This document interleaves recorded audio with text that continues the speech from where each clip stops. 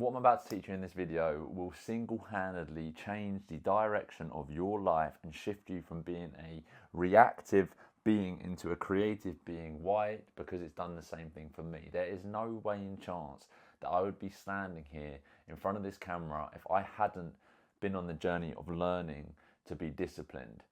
Discipline comes from the root word disciplina, which means teaching and knowledge. And then from this, it's come discipulus was a word. This is Latin.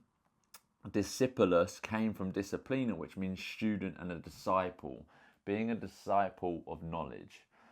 And you have to understand that discipline is a skill, right? If you're not a disciplined person, you may be eating food that your body doesn't want to consume. You may be saying yes to things that you don't actually want to be doing.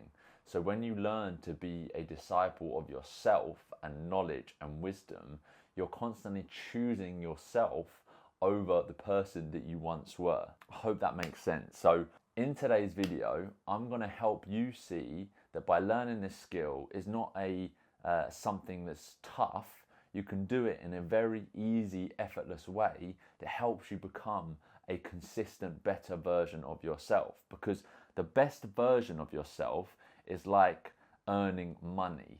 It's infinite.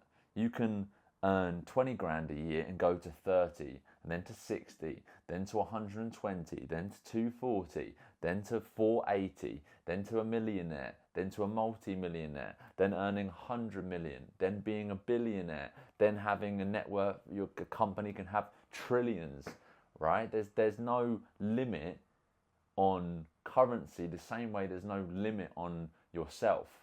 No limit on how kind of a person you can be, how much you can earn, how much you can understand about yourself, your awareness, your thoughts, your feelings. Can I learn how to manage my emotions better? Can I learn to be a better man in a relationship? Can I learn to be a better woman to serve a man to serve a woman? Yabbity, yabbity, yabbity, yah, yah, yah. The list goes on, my bro. So when you learn the skill, first of all, it is a skill and a practice that needs to happen over a period of time. So this tiny little black square can represent you starting to learn the skill of discipline, right? And I'll give you a silly example that actually started it off for me.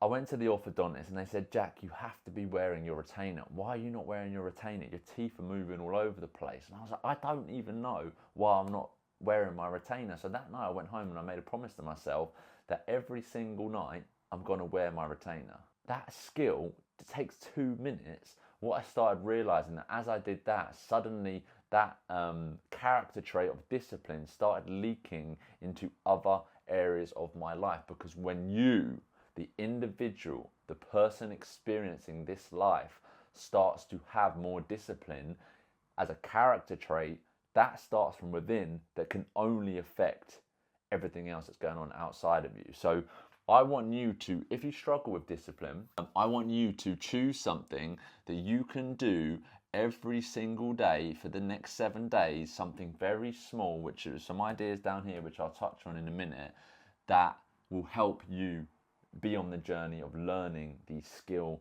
of discipline. And this skill is going to be constantly refined over the rest of the period of your life. But I truly think this should be taught in education to young men and women from a very early age. I think it would just change the game, but we're not going to go into that too much right now. But I do want to just drop a seed into your mind of something that's probably going to happen, is that after, let's say you do 14 days, and on the 3rd week on a Monday, you forget it and you don't do it, you drop off. That's fine. You're a human being. We all make mistakes. We all forget things. Life gets busy. You might get thrown something that stresses you out, and at home you forget to do what you were meant to do. It's fine. Keep going. But often what happens, right, because 95% of our thoughts and feelings and what's going on inside of our brain is happening unconsciously, people slip very easily back into a programmed past version of themselves. So they slip up, and then they slip up again, and then they slip up again, and before you know it, they're not on the path of learning that skill of discipline. So you must get back on the horse. It's fine if you slip up, but what happens, what's not fine is when you slip up, you might fall into a past shameful. No, come on. when you slip up, what tends to happen is that you start saying things like, oh my God, I slipped up and I just watched Jack's video and I was meant to do 30 days in a row and I'm not good enough and I'm not worthy and oh, what's the point? Remember that this is happening unconsciously, because if you were aware of that happening, you would let the thoughts of I'm not good enough, the feelings of I'm not good enough just pass and you get back on the horse because your intention is to learn the skill of discipline. But when this happens, we start shaming ourselves, we start beating ourselves up, and sometimes we associate that shame, beating ourselves up, with this skill of discipline. If I wasn't trying to be that better version of myself, I would be safe in my little bubble and I wouldn't experience that shame again because I'm not worthy, because I'm trying to do something that I haven't done before. That's the devil winning inside your mind, because that shame still exists inside you whether you try something new or not. So what I want you to understand is when you slip up, because you will slip up, because slipping up is part of the fucking balance, right? Failures, wins, laws of duality. You can't have a win without failure. You can't have a solution without the problem. It literally has to exist. So you will slip up, right? But if you can slip up, be kind to yourself, and then get back on the horse, I'm telling you now, your character growth will go rapid, and that'll be wicked. Some couple ideas. Again, skill. You don't have to go and run a marathon if you've never run before. 1 page a day, reading a book. 5 to 1,000 steps per day. I know that people say you've got to go do 10,000 steps a day, which I'm all for, because health is wealth. But if you're not someone who steps a lot, and you say, okay, I can commit to 500 steps a day over the next 30 days, that's something that I can actually do, right? Yeah, trust me, when you start doing that, you'll start having this positive momentum of like, okay, I've just hit 500 steps today. I've done it 7 days in a row. I've done it 14 days in a row. I'm feeling good about myself. I've done it. Oh no, I slipped up. It's okay. Get back on the horse. And what will happen is then you can improve the goal over a period of time. Or 1 minute meditation. Meditation itself is a skill that's going to change your life forever. People don't want to hear that, but you need to hear it. And people say, I can't sit down because I'm having too many thoughts. My mind goes off. Okay, so you need 100 minutes of meditation, not 1. Anyway, I'm trying to get through this video fast. Now, you might be asking, why do I need to learn the skill of discipline? Why can't I just sit there in front of the TV, eat my chocolate, eat my ice cream, and be happy with that? First of all, I would challenge that, because are you actually happy when the gut produces the serotonin chemical that makes you happy? When you're eating ice cream and you're eating chocolate, you're not actually being happy. You're short-term experiencing a nice feeling of eating sugar, but long term you're not building sustainable happiness. Trust me, brother, I used to be a chocolate addict. But why are we doing this? Really, if I could sum it up in short, it'd be because, do you want to create a life worth living, or do you want to be constantly reacting to life as a result of a programmed version of yourself?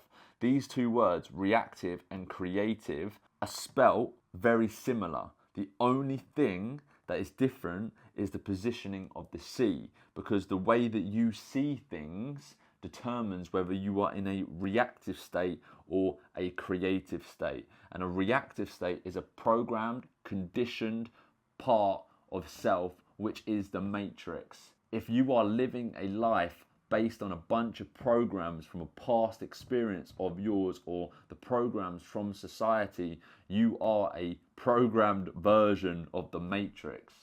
Where when you're in a creative state, you are the chosen self. You are choosing to build the life that you want for yourself and for your family. Therefore, you are Neo. You are the one. Neo, when you bring the O to the beginning, is the one. You are the one that's choosing to create the life that you want. So why do you learn the skill of discipline? Because you learn to be a creative being, right? I am being disciplined in using my time and energy, my thoughts and feelings, to create this video so that I can create the life that I want, which is an abundant one, full of service and full of spreading good energy and making a lot of money whilst doing it, because why not?